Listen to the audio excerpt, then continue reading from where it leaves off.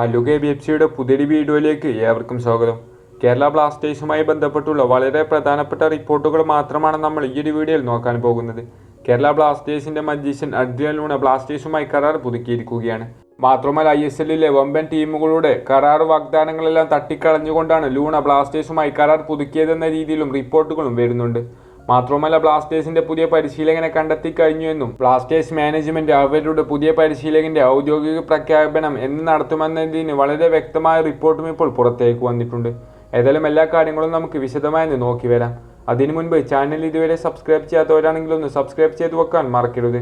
ഏതായാലും ആദ്യത്തെ ഒരു പ്രധാനപ്പെട്ട റിപ്പോർട്ടിലേക്ക് കടക്കുകയാണെങ്കിൽ അഡ്രിയാൻ ലൂണ ബ്ലാസ്റ്റേഴ്സുമായി 2027 വരെയുള്ള ഒരു ദീർഘനാളത്തെ കരാർ പുതുക്കിയിരിക്കുകയാണ്. ഒഫീഷ്യലായിക്കൊണ്ട് ബ്ലാസ്റ്റേഴ്സ് തന്നെ അറിയിച്ചിട്ടുണ്ട്.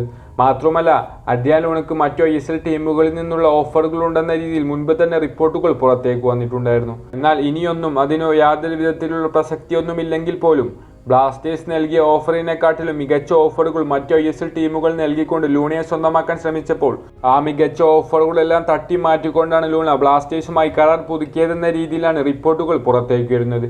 FC ഗോവയാണ് ലൂണയെ സ്വന്തമാക്കാൻ ബ്ലാസ്റ്റേഴ്സ് മുന്നോട്ട് വെച്ച ഓഫറിനെക്കാട്ടിലും മികച്ച ഓഫറുമായി ലൂണയെ സമീപിച്ചത്. മാത്രമല്ല മുംബൈ സിറ്റി FCയും ലൂണയ്ക്കായി ശ്രമം നടത്തിയെന്ന രീതിയിൽ ദില്ലീസും റിപ്പോർട്ട് ചെയ്തിട്ടുണ്ട്.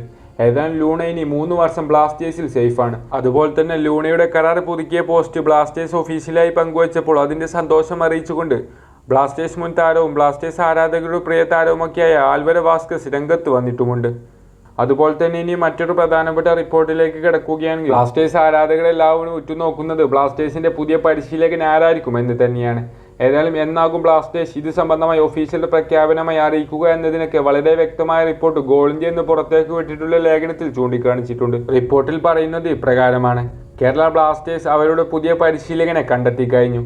ഏകദേശം ഇനി വരുന്ന 10 ദിവസത്തിനുള്ളിൽ ഇത് സംബന്ധമായുള്ള ഒഫീഷ്യൽ പ്രഖ്യാപനം ഉണ്ടാകുമെന്ന് ഞങ്ങൾ ഉറപ്പു തരുന്നു. അതോടൊപ്പം തന്നെ ഈ റിപ്പോർട്ടിൽ മറ്റൊരു കാര്യം കൂടി ചൂണ്ടിക്കാണിക്കുന്നുണ്ട്.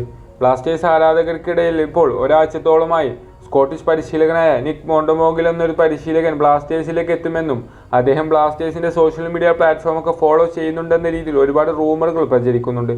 അദ്ദേഹമാണ് ബ്ലാസ്റ്റേഴ്സിന്റെ പുതിയ പരിശീലകൻ എന്ന രീതിയിൽ ഒരുപാട് ട്വിറ്റർ ഹാൻഡിലുകളും റിപ്പോർട്ടും പങ്കുവച്ചിട്ടുണ്ടായിരുന്നു.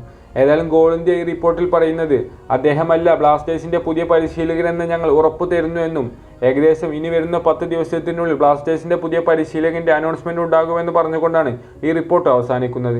ഏതായാലും ബ്ലാസ്റ്റേഴ്സ് ആരാധകർക്കിടയിൽ പ്രചരിച്ചിട്ടുണ്ടായിരുന്ന സ്കോട്ടിഷ് പരിശീലകനല്ല ബ്ലാസ്റ്റേഴ്സിന്റെ പുതിയ പരിശീലകനെന്ന് ഗോൾ ഇന്ത്യയുടെ റിപ്പോർട്ടോടുകൂടി നമുക്ക് ഉറപ്പിക്കാം.